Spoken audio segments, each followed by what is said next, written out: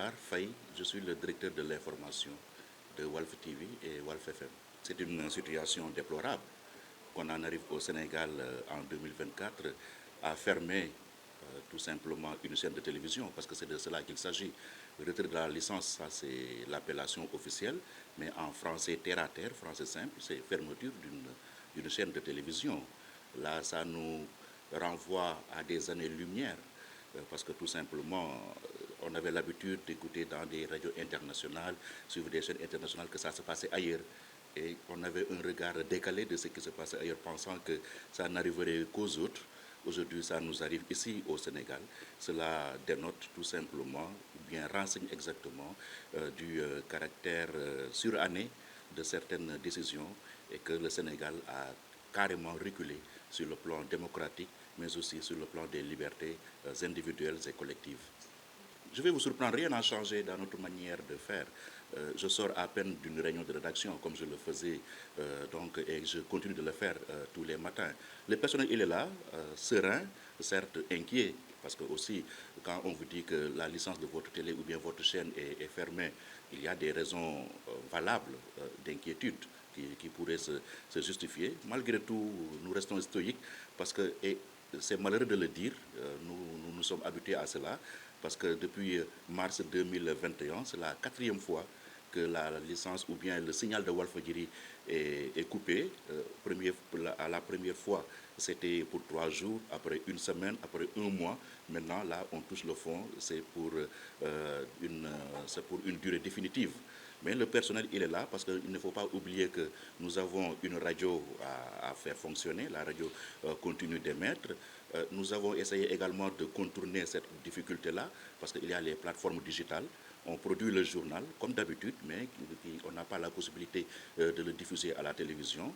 Mais on a trouvé une voie de contournement.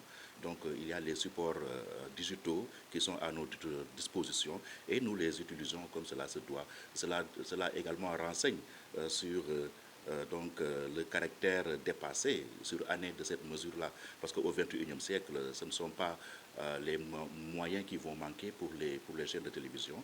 Si vous leur fermez une porte, ils vont en trouver d'autres. En fait, l'avantage qu'on avait eu, c'est que nous formons une seule et unique rédaction. C'est la même rédaction qui officie et à la télé et à la radio.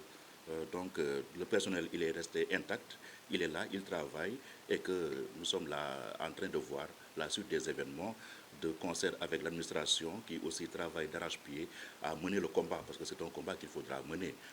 Rien ne nous sera offert sur un plateau d'argent. Non, nous ne sommes pas naïfs à ce point. Donc nous sommes prêts à mener le combat, parce qu'eux, ils n'ont pas hésité à franchir la ligne rouge, parce qu'on s'en approchait, on disait non, ils n'oseraient pas, et là, ils l'ont franchi. Nous aussi, aucun combat, aucune lutte ne sera de trop pour répondre à la mesure de l'affront subi. Les conséquences, nous commençons déjà à les ressentir, parce que vous êtes tous des agents de télévision. Vous savez tous que les secondes et les minutes coûtent excessivement cher en télévision. Rester 3 jours comme on l'est aujourd'hui sans diffuser, sans émettre, ça c'est un manque à gagner énorme pour notre chaîne. Mais n'oubliez pas que nous sortons également du purgatoire, parce qu'on était resté 1 mois sans émettre. Et Walf avait esté en justice, la Cour suprême a donné raison à Walfadjri, et que Walfadjri devrait en principe être dédommagé, mais il n'en est rien jusqu'à ce jour-là. Donc la perte, elle sera sèche. Donc c'est plusieurs millions, c'est plusieurs milliards même qui risquent de nous passer à travers entre les doigts. Aujourd'hui aussi, et l'administration, en disant qu'elle compte mettre en chômage technique une bonne partie du personnel, elle ne joue pas. Elle ne joue pas également les Cassandres ou bien les oiseaux de mauvais augure. C'est une réalité. Si la situation continue, on va en arriver là. Parce que nous sommes une télévision commerciale. Les seules recettes qu'on a, c'est des recettes publicitaires. Si notre télé ne fonctionne pas et que les publicités n'arrivent pas, on sera obligé de le faire. Mais ça, c'est le scénario pessimiste à l'extrême. Nous, on s'est dit qu'au lieu de penser d'abord à ça, essayons de nous battre. peut-être on n'en arriverait pas là. Mais si, malgré le plan d'action qu'on compte dérouler, malgré tout ce qu'on compte faire, on le fait et qu'en définitive, il n'y aura pas de résultat, là, malheureusement, on sera obligé de procéder ainsi et ce serait regrettable. Oui, on a l'avantage d'avoir un PDG juriste qui est avocat. Donc le volet judiciaire, c'est lui qui s'en occupe avec le pool d'avocats de Walf. Là, je peux vous rassurer, ils sont en train d'y travailler d'arrache-pied et dans les prochaines minutes, dans les prochaines heures, vous en entendrez parler. Voilà, ça, je pense qu'ils sont en train de le faire. Maintenant, il y a le volet justice d'un côté, il y a de l'autre également des actions à mener. Parce que nous, le personnel également, nous n'allons pas rester là à dire Dieu le Père, et donc faisons confiance à la justice. Parce que Walf, c'est notre outil de travail. Il nous faut nous battre, nous aussi, parallèlement à l'action judiciaire. C'est pour cette raison que nous comptons malgré tout dérouler un plan d'action. Pour les populations, elles viennent spontanément.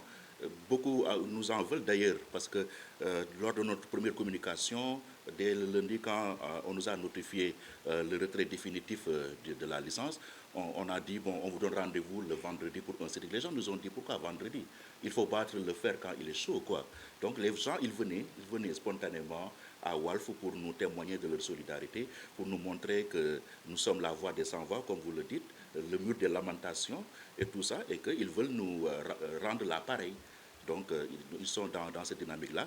Mais les prochaines minutes, les prochaines heures, le peuple sera informé des véritables actions que nous comptons mener, parce que cet après-midi déjà, le PDG va tenir une assemblée générale d'information avec tout le personnel pour l'informer de la tenue à avoir et des actions à mener dans les prochaines heures. Qui sera responsable de cette situation? Ce n'est pas nous, c'est l'État du Sénégal. C'est l'État qui a une politique d'emploi de l'autre côté, et de l'autre côté également, il prive une société comme Walfadjri d'emploi. Walfadjri, c'est 200 employés. Et ce sont les chiffres de l'ANSD qui le disent. Au Sénégal, un salarié prend en moyenne une dizaine de personnes en charge. Donc il faut multiplier 200 par 10 pour voir tout ce beau monde-là qui vit grâce aux recettes de Walfadjri. Donc Walf n'y peut rien, c'est une situation que l'autorité, que le gouvernement nous a imposée. Nous, on va essayer de résister, on va essayer de tenir le coup, mais devant l'impossible, nul n'est tenu. Il arrivera un moment où, quelle que soit la solidité de nos reins, ça va commencer à lâcher et que c'est le personnel qui va le ressentir. Mais ça, le principal responsable, c'est l'État du Sénégal, ce n'est pas Walfadjri.